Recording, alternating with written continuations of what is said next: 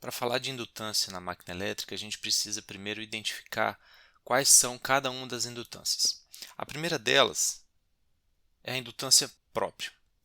A indutância própria, basicamente, identificada por LAA, na maioria dos autores, ela pode ser separada em dois tipos. A primeira parcela, que seria o LAA0, está relacionando o que a gente chama de indutância de enlace. Alguns autores também chamam de indutância de magnetização, o que confunde um pouco quando a gente vai fazer a indutância efetiva de magnetização da máquina. Então vamos usar esse termo de indutância de enlace. E nós temos uma segunda parcela, que é chamada de indutância de dispersão, que é responsável pelo fluxo de dispersão na máquina. Importante quando a gente estiver trabalhando com indutância é que os valores geralmente eles estão relacionados com o valor fundamental. Então a gente imagina uma distribuição de fluxo no entreferro de tal forma que essa distribuição seja senoidal.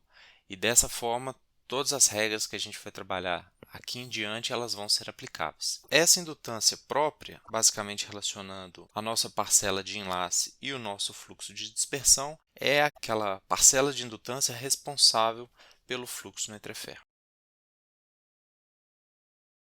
Então, o fluxo gerado pela fase A, ele vai ser dado por essa indutância própria, multiplicado pela corrente da fase A, mas o fluxo que vai ser enlaçado por essa fase A, ele também vai capturar o fluxo produzido pela circulação de corrente na fase B e a circulação de corrente na fase C.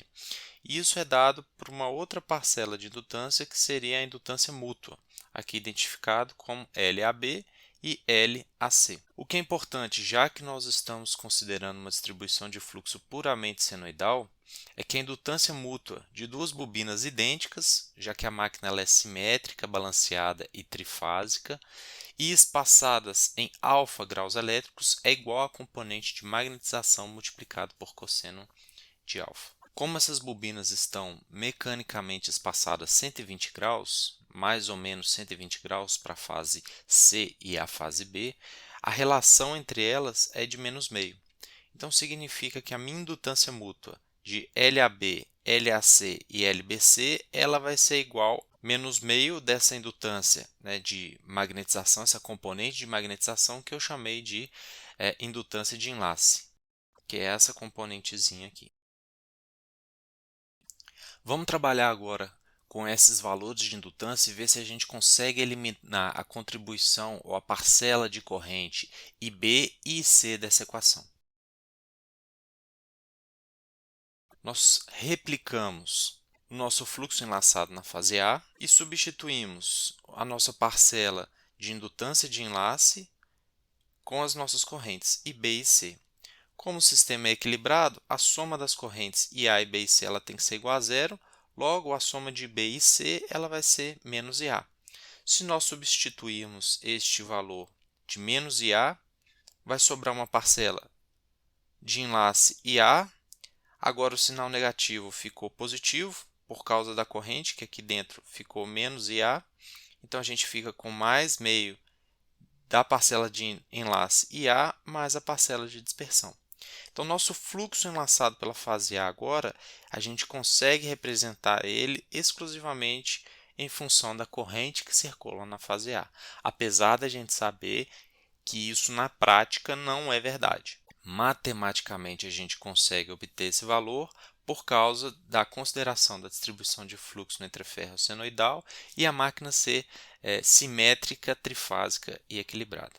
Então, essa parcela que está compreendida pelo parênteses, que é o 3 meios de LAA0 mais a indutância de dispersão, a gente chama de indutância síncrona. Isso é o mesmo que a gente considerar a indutância de fase da máquina. Quando a gente faz o circuito equivalente de fase, esse LS ele engloba essas três contribuições. Quais são essas três contribuições? A indutância de enlace, a indutância de dispersão e a indutância mútua.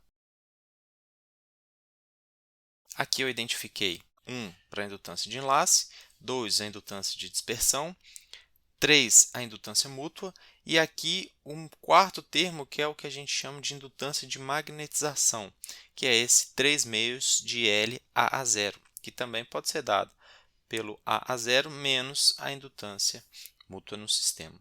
Se a gente falar em termos de reatância, a nossa indutância síncrona vai dar a nossa reatância síncrona, que é uma parcela da dispersão mais uma parcela de 3 meios da indutância de enlace.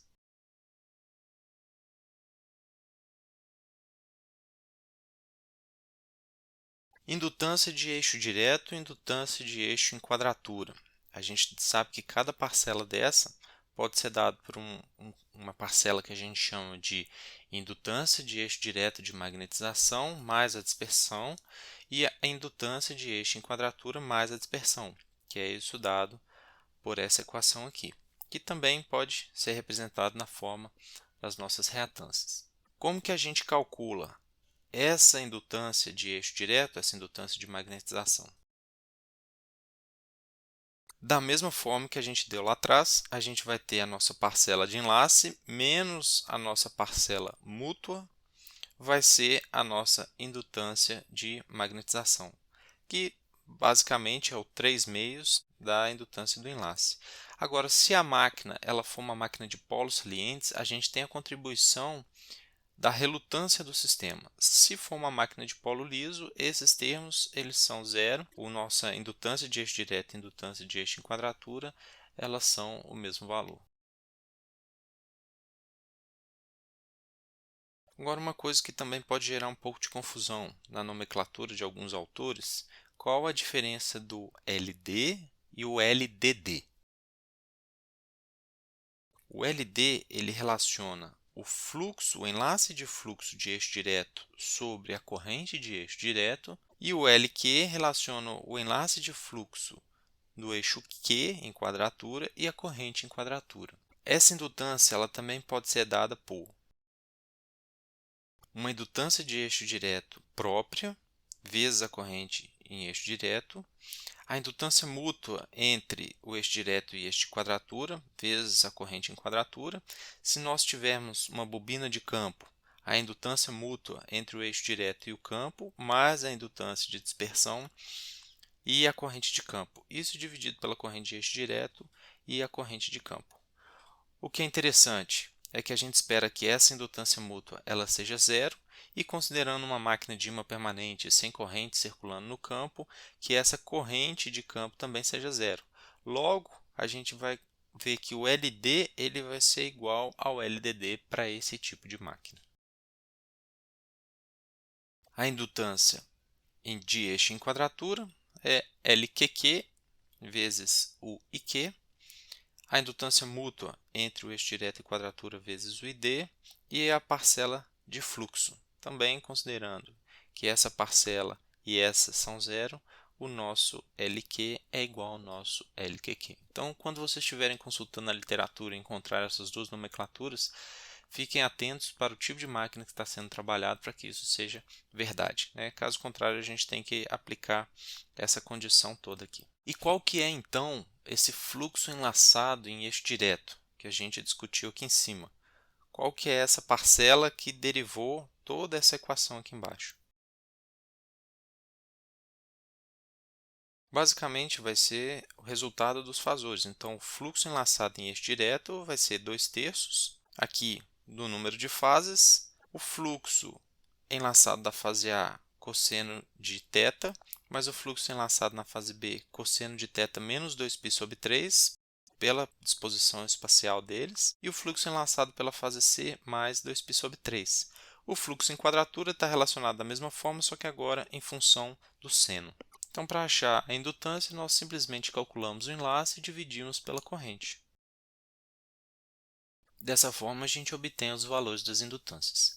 Uma outra forma de se fazer, a gente pode usar essa transformada, de forma que a gente obtenha, por exemplo, a nossa corrente ID e IQ, calculamos o fluxo dessa forma, ou também através da transformada, e obtemos o LD. Ou se a gente já tiver todas as indutâncias de cada uma das fases, nós podemos efetivamente também fazer a transformada das indutâncias.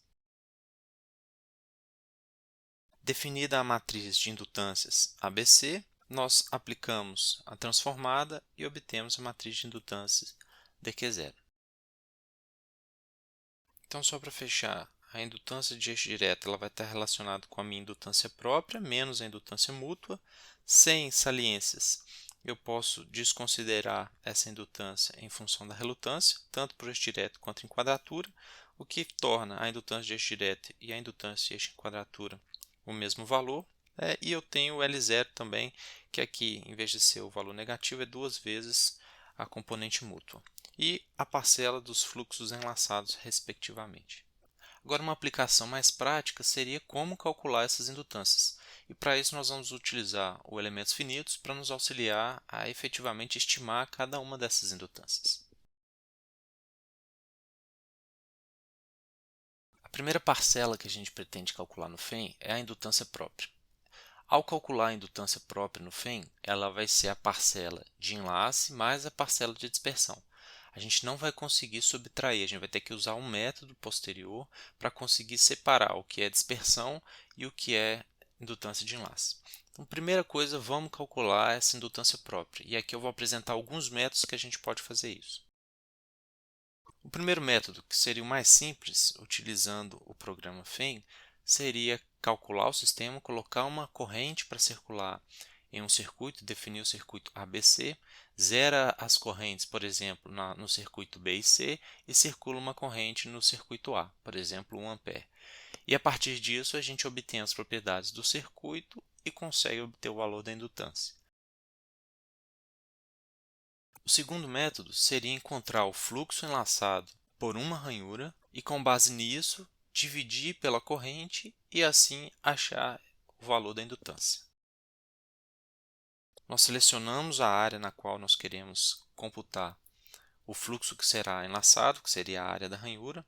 Nós pegamos esse fluxo enlaçado basicamente fazendo a integral do potencial, do vetor potencial magnético nessa ranhura, dividimos pela área, multiplicamos pela profundidade e o número de espiras. Com isso, nós temos o fluxo enlaçado por uma ranhura.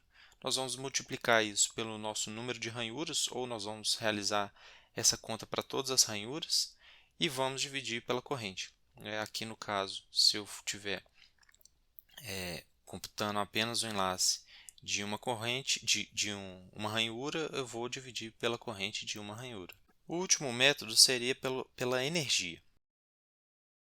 A gente consegue relacionar a indutância do sistema com a energia dela. Basicamente, de 3 formas diferentes, utilizando a integral de AJ, a energia magnética e a coenergia magnética. Então, para isso, nós selecionamos toda a geometria, realizamos a integral de AJ, conhecendo a corrente, nós podemos determinar o valor da nossa indutância.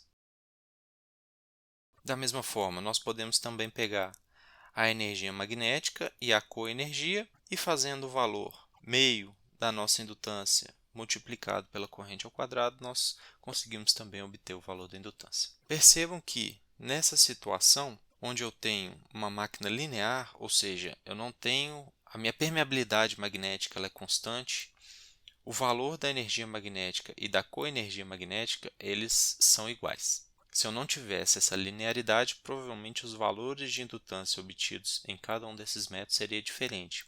Alguns autores até estudam e apresentam algumas nuances sobre essa diferença, mas vamos ficar só com o nosso conceito de indutância linear por enquanto. Definida então a indutância própria, a gente precisa agora calcular a indutância mútua. O primeiro método para a gente calcular a indutância mútua seria basicamente a mesma coisa que nós fizemos para a indutância própria. Nós pegamos o fluxo enlaçado na fase B ou na fase C, mas que ele foi gerado pela corrente que circulava na fase A. Então, aquele mesmo circuito que nós tínhamos anterior, agora, ao invés de pegar o fluxo que estava originalmente sendo enlaçado na fase A, a gente pega o fluxo que está enlaçado na fase B ou na fase C e divide isso pela corrente circulando na fase A. Dessa forma, a gente tem a nossa indutância mútua.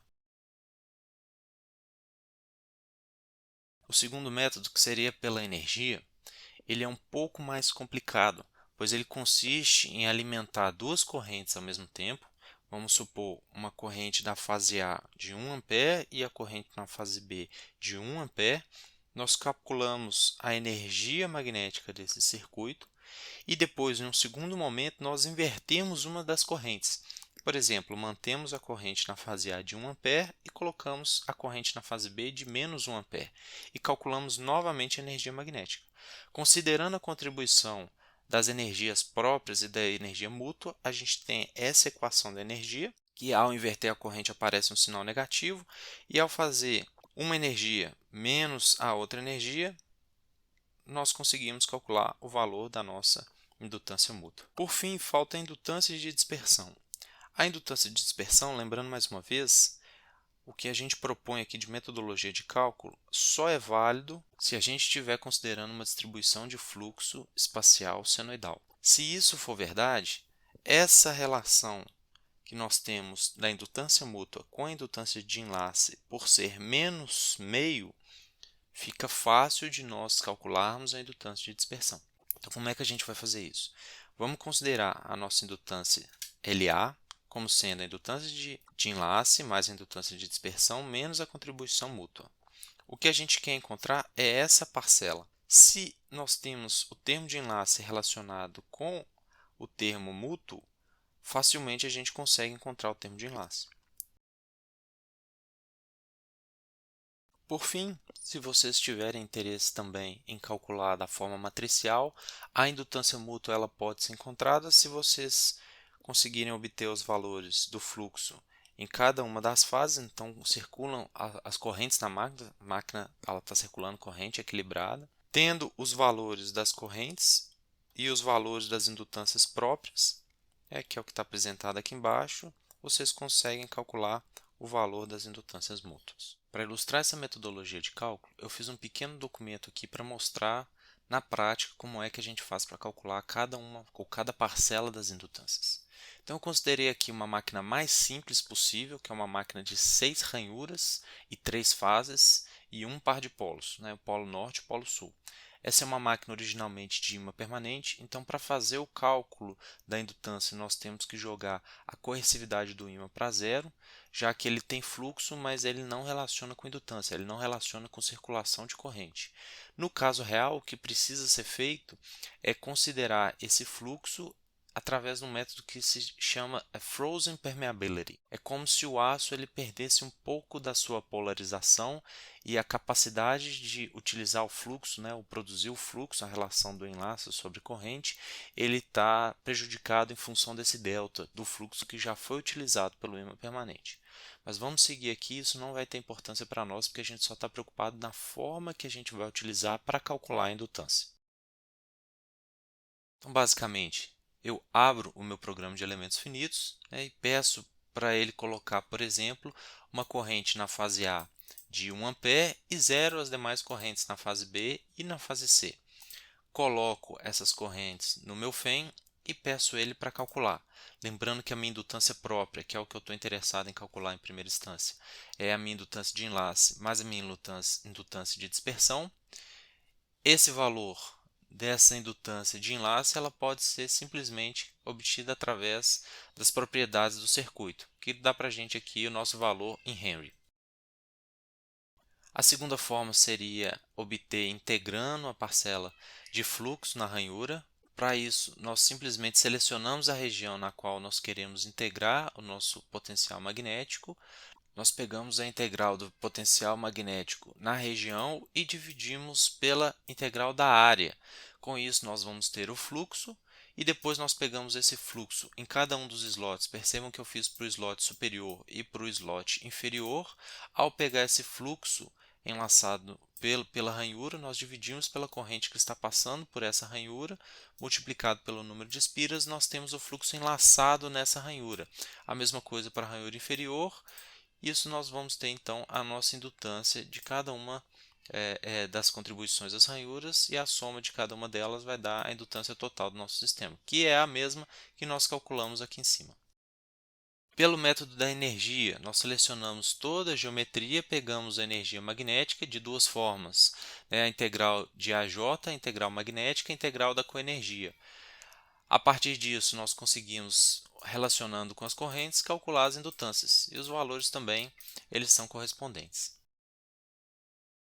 A indutância mútua, nós podemos também pegar o fluxo enlaçado em função da corrente que circula na fase A. Então, com isso, nós temos a indutância mútua, o valor negativo era esperado. E através do método da energia, aqui no primeiro caso, nós colocamos positivo, positivo, calculamos, obtemos o valor da energia, nós identificamos aqui como o instante 1, alteramos o valor da corrente no circuito B, calculamos novamente e obtemos o valor da energia no instante 2.